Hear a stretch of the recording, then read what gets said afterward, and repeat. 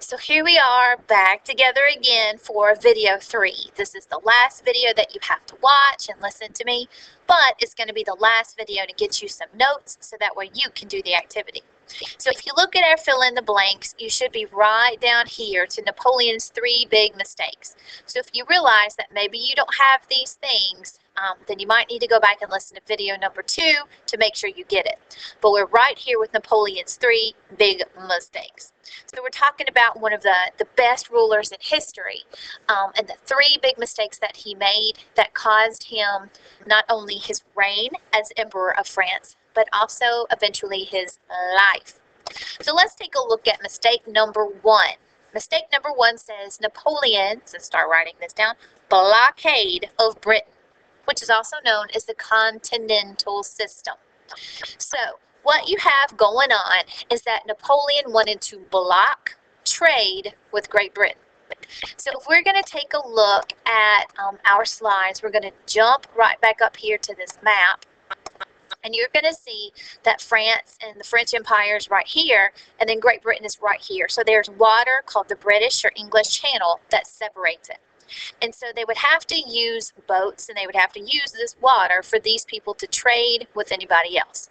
So what Napoleon wanted to do to hurt Great Britain, and the one way that he knew how was just to create a blockade. So all of the continental nations, all of those nations that are linked by land, he said, we're not going to trade with Great Britain.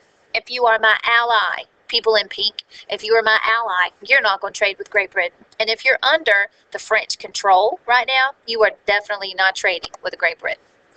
So, this was a big issue.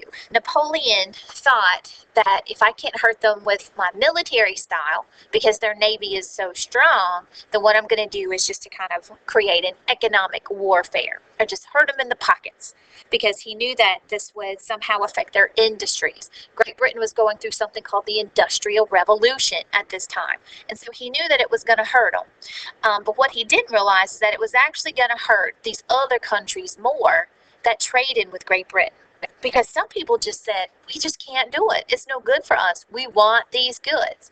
And one of those countries, if we just kind of zip back up to take a look at the map, was Russia.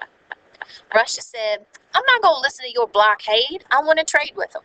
Portugal actually said, I don't want to listen to it either. I want to trade with them too.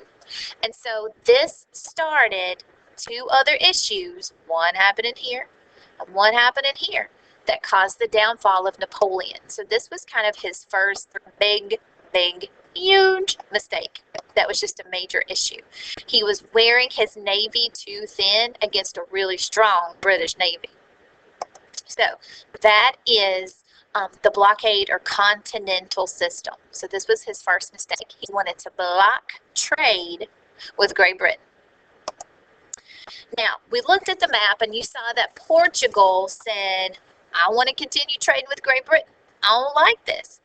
There were parts of Portugal that weren't French controlled. And so this led into his second big mistake, which is called Napoleon's Peninsular War with both Portugal and France. So I'll let you write down the word peninsular, because I bet this is the first time in your life you're writing down the word peninsular.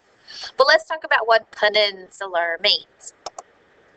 It's kind of boring, but this is what it means. You got land, and you got water on 3 sides.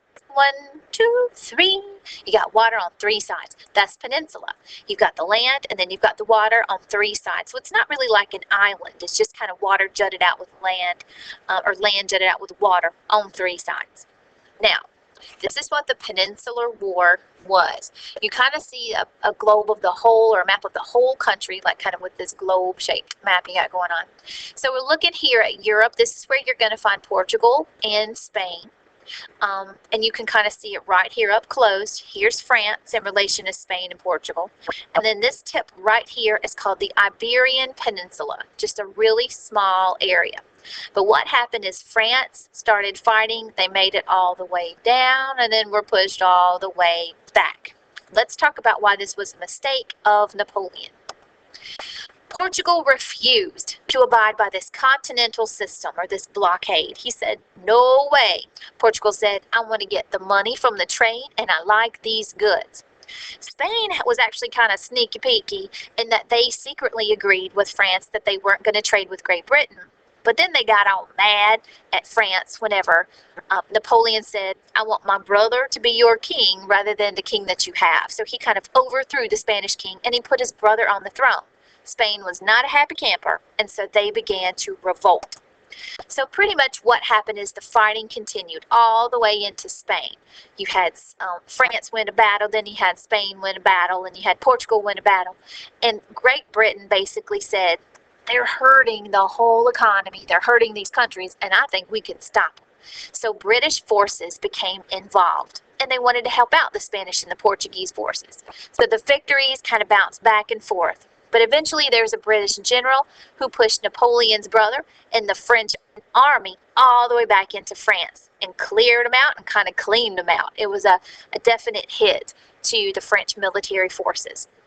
So it was a victory for everybody else. So Napoleon, that makes strike 2. Then you get to strike 3, Napoleon's invasion of Russia. You already look at this picture and you can see that it wasn't very good for Napoleon and his army. He actually thought that this was only going to take about 20 days. And so he only packed for 30 days worth of supplies because he said, we're going to be done with this in 20 days. What he didn't know is that Russia planned this crazy strategy all on their own, which hurt their people, but not as much as what it hurt Napoleon's forces. Let's get an idea of what happened when Napoleon invades Russia. In 1812, Napoleon, Emperor of France, controlled almost all of Europe. But Tsar Alexander of Russia was not supporting Napoleon's continental blockade of Great Britain. And so the Emperor invaded Russia with a massive army of 450,000 men. The world has never seen an army like that before. Never. I mean, 450,000 men. I mean, you just read about these things in the ancient times, but those are, we know that those are just fiction. That's fiction. On June 23rd, 1812, Napoleon crossed the Niemen River into Russia, expecting to launch a quick assault and gain a victory before summer ended. But to Napoleon's surprise and dismay, the Russian army seemed to melt away, retreating into the countryside, and the French followed in pursuit. Before long, the harsh reality of the campaign began to sink in. The heat of the summer was unbearable. Food was scarce. Disease rampant. By the time they've gone 100 miles, you've lost maybe 70 or 80,000 troops have just marched. He was just talking about what a bad idea that this was. More than 100,000 reached Moscow, but still there was no victory. The Russians burned the city rather than hand it to the French. And in the ashes, Napoleon waited for 5 long weeks for the Russians to surrender. The Tsar would not give in. And on the 13th of October, something hits him on the head. He puts his hand out. It snowed. So the next day, he stops all supplies coming into Moscow. He begins to send wounded troops out of Moscow. And he begins making plans to... During the retreat, one of the most pivotal battles came within a week after leaving Moscow, as the army moved south toward a town called Slavets. As the French soldiers approached, they learned that the area was occupied by the Russian army. A battle was inevitable. In the end, 7,000 French were dead. 6,500 Russians. The French claimed victory, but Napoleon faced the decision. Should his troops push through the waiting Russian army and continue south?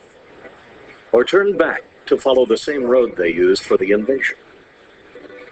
And there was a big discussion among 4 or 5 of the major generals, and they decided they better go back on the road they came in on. It was a critical decision. The winter would surely be more severe along the northern route, and supplies almost impossible to find. They looked ahead to the next city that might offer safety. It was Vilnius, a march of more than 3 weeks. By early December, as they approached the city, they had been walking for almost 2 months. The expectation was that in Vilnius their troubles would end. Nothing was farther from the truth. On December 6th, the temperature dropped to 36 below zero. It It's said that 3/4 of the army froze to death that night. The road to Vilnius was literally littered with bodies. I mean, how do you deal with 10 below, 15 below zero day after day? And how do you do that when you aren't food? I mean, and no shelter. Live out there in 10 below, 15 below zero. How long can you last like that? In the early days of December, Vilnius had become a magnet for tens of thousands of soldiers and refugees scattered to the east. And over the course of several days, as many as 40,000 people descended on the city. Chaos took over. The soldiers were out of control, gorging and drinking themselves into a stupor. The residents of Vilnius locked their doors, and the streets began to fill with bodies. As fate would have it, just 6 months before, at the beginning of the campaign, the soldiers had dug their own graves.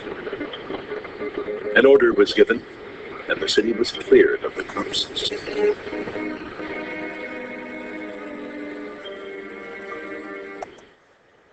All right, pretty gross, huh?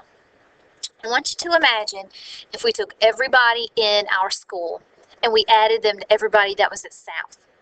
And if you multiply that by 600, that's how many people marched into Russia. That's how many members of troops that Napoleon had. It was about 600,000. Only 30,000 of them came home. So he lost over 500,000 lives. That's how crazy that this was. So this was definitely a huge mistake of Napoleon. By this point, his own people were ready just to kind of kick him out, and they turned him over to Great Britain, and Great Britain took care of him. But they had never experienced such a harsh winter, as you can see with this picture. What happened pretty much is that Napoleon formed this huge army that he called the Grand Army. And so he marched into Russia. And instead of fighting, the Russian forces kind of refused to fight back. It says that they retreated. And as they retreated, they burned all the territory, which meant they burned all the land. That means they would burn all the crops. They slaughtered a lot of the animals. So not only could the horses of the troops not eat, but the troops themselves would have no food because they only had rations for a max of 30 days. And so the French troops had never experienced a winter like this. They were unprepared. They were starving. A lot of them died. And Napoleon still just expected the Russians to surrender. And they didn't. The Russians even continued to march on and burn Moscow to the ground, even though these people still kept fighting. So Napoleon decided, this is when I need to retreat and go back. But if you think about it, he went back on land that had nothing. And so he lost all of these people. So by this point, Napoleon's control was over. The end was near. And Napoleon was captured and he was sent into exile, which means he was taken to an island called Elba all by himself. He was actually turned over by his own people. He managed to escape, and it only lasted 100 days. He had allies that were going to help him with the French army, so it was kind of like he had one last hurrah. He wanted one last victory. But he was defeated, however, at the Battle of Waterloo. He was sent to exile on a new island, St. Helena, where he eventually died at age 51. So what you need to know is that he was one of the greatest military leaders in history. He did things to help people, from the Napoleonic Code to a new taxation system, but he made 3 big mistakes that were his downfall. In just a moment, you're going to begin on what can turn into homework if you're not finished. You're going to go to the front of the room. You're going to pick up a sheet that is a foldable. You're going to need to fold over to where your tab kind of meets right here. And so you have 5 questions about Napoleon. You're going to open it up. You're going to answer these 5 questions based on your notes. You're going to put your name on the back. There's a place for your name, and you're going to put it in the homework tray. This should not take you any more than 10 minutes if you paid attention to your notes. What you're going to do after that, you turn in your foldable. I want you to go to Ed Puzzle, and you have a Napoleon video to work through just to make sure that you're getting all you need to know about Napoleon. And we'll talk about the rest of it tomorrow. I hope you've had a great day. I'm sure I'm missing you right now as you're listening to this video, but we will see each other tomorrow. And if you need to go back and get any notes, please listen to these again. Have a great day.